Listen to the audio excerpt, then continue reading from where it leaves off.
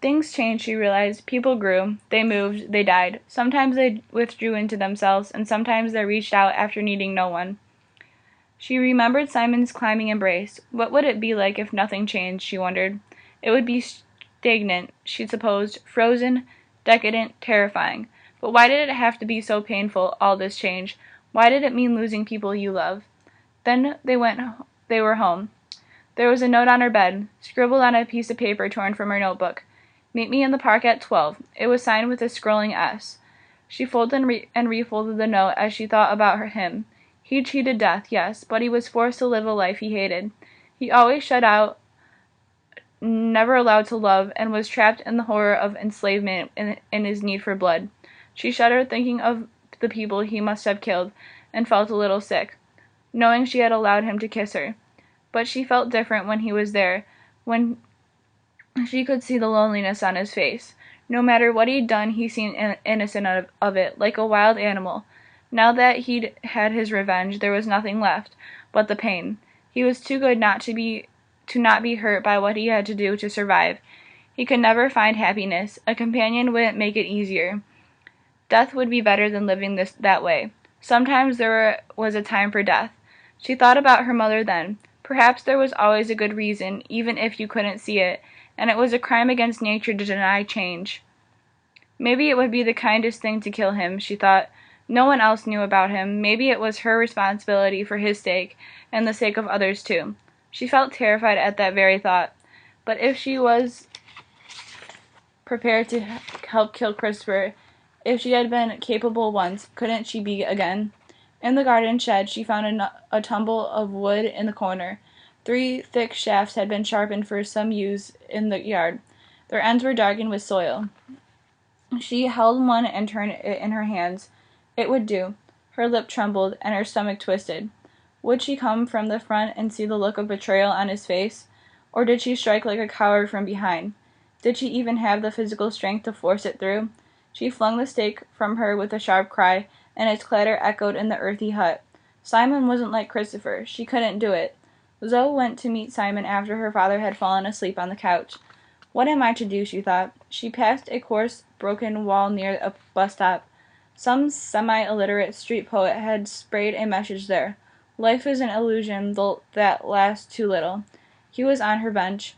He sat with his head bowed and his eyes closed, like a choir boy in church. His transient beauty once more surprised her. She could never quite remember it exactly, so it always came as a breathless shock. Beside him on the bench was his painting, on the other side a battered brown suitcase. His head came up and his eyes snapped open to meet hers. "Good evening," he said quietly. "Come sit with me." He put his suitcase on the ground. She went to him and took her hand and kissed it. "Remember your poem, Zoe? I'm going to shift into a sunbeam this time." She was puzzled and suddenly afraid for him. "Wait with me for sunrise, Zoe." Her eyes widened as realization slowly grew. "No, don't." Despite her previous resolution, she was struck with an overpowering desire to stop him, to offer her companionship to save him from this. She couldn't bear to lose him too. She reached for his other hand and held both his hands tight. She didn't have to say it. She didn't have to offer. He knew.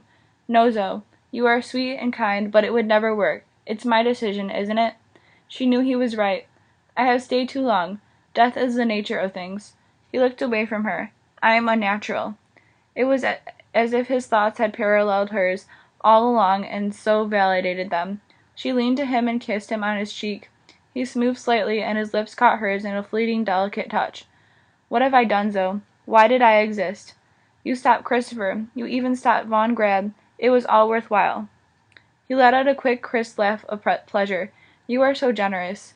You are the only one in the world who knows or cares that I exist. And I can only bring you sorrow." She let go of his hands.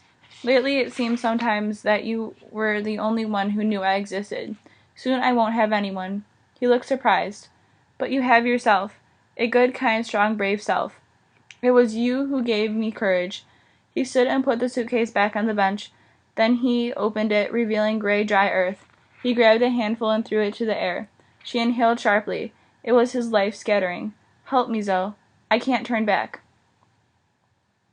She hesitated, then she stood too. "Sometimes when things won't change, you have to force them." She took a tentative scoop and scribbled it through her fingers, but every grain cried out to her.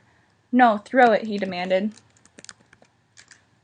She scooped a large fistful and threw it as far as she could, screwing up her eyes against the sight. "He's burning his bridges," she thought. "I should be happy, but I ache." He was flinging the earth every which way.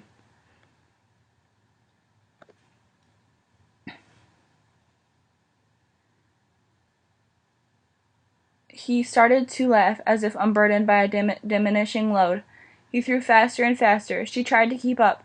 Furiously, the dirt scattered through the air, thudded on the gazebo, spattered on the path, trickled through the slats of the bench. "I can't stand it," she thought. Then there was just a few crumbs left. Simon picked up the suitcase and with a final wild cry hurled it as far as he could into the bushes. He sank exhausted to the bench. Zoe settled beside him and took his hand again. "Please keep the painting for me, Zoe. I want you to have it." She touched the gilt frame in answer, accepting his gift, a piece of him always. They sat in silence for a long while. Occasionally a car roared in the distance, miles telescoped by night. A mask of chill lay across her cheeks. "I'm afraid," he finally said. She slid her arms around him and held him tight, giving him her strength and love. This is all my mother wants, she realized. The night was cold, but it wasn't the cold that trembled him in her arms. Now and then they kissed, then he would pull away and sigh. Sometimes he would stroke her neck longingly, place one kiss there, then lay his head on her breast. Once she saw he had tears in his eyes. Birds began to sing here and there, the sky lightened to a pearl gray. She remembered Christopher in the pit and shuddered. Could she stand to see that again? Yet she held him tight. She wouldn't let him down. Then the sun was rising. They parted. Simon looked as if he might spring from the bench and run. She reached for him and he almost fled from her touch, but he turned back and took her hand again. He held ruthlessly still. They didn't dare look anywhere but at each other as the sun rose higher. He flinched. She held her breath. Then suddenly he was smiling. His face was lit by day, for the first time in 300 years, and also lit by joy. He did not burn. She wanted to laugh, but dared not break the spell. Instead, he began to fade. She held tighter, elation turning to dismay. Her fingers slid through his as if they were mist. But his look of delight didn't change. "I think I'm free," he whispered. "All I had to do was go willingly." She could barely see him now. He was just a shimmer like ghostly heat rising from a long and lonely road. Her tears wouldn't stop. They flowed long after there was nothing but the memory of a faint voice. "I love you, Zoe. It's up to me now," she thought. But somehow it wasn't scary anymore.